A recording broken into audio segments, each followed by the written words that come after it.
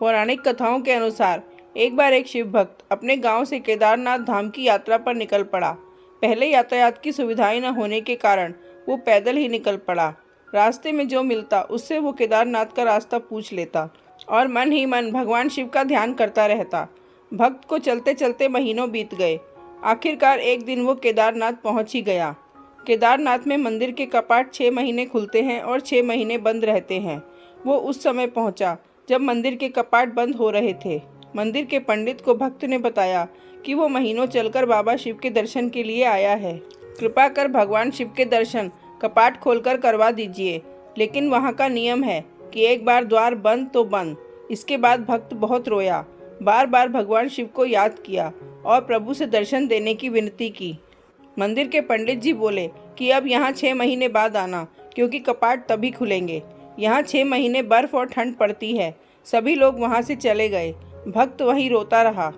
रोते रोते रात होने लगी और चारों ओर अंधेरा हो गया, लेकिन उसे विश्वास था कि भगवान शिव उसे दर्शन जरूर देंगे। भक्त को बहुत भूख लग रही थी। तभी उसने किसी की आहट सुनी।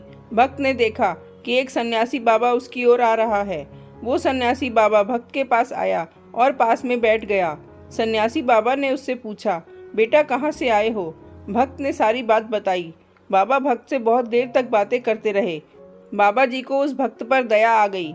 वो बोले कि बेटा मुझे लगता है कि सुबह मंदिर जरूर खुलेगा, तुम दर्शन जरूर करोगे। बातों बातों में भक्त को ना जाने कब नींद आ गई।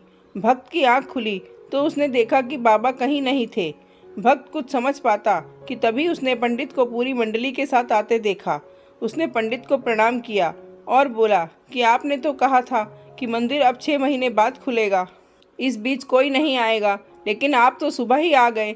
पंडित ने गौर से उसे देखा और पहचानने की कोशिश की और पूछा कि तुम वही हो जो द्वार बंद होने पर आए थे, मुझसे मिले थे, 6 महीने होते ही वापस आ गए।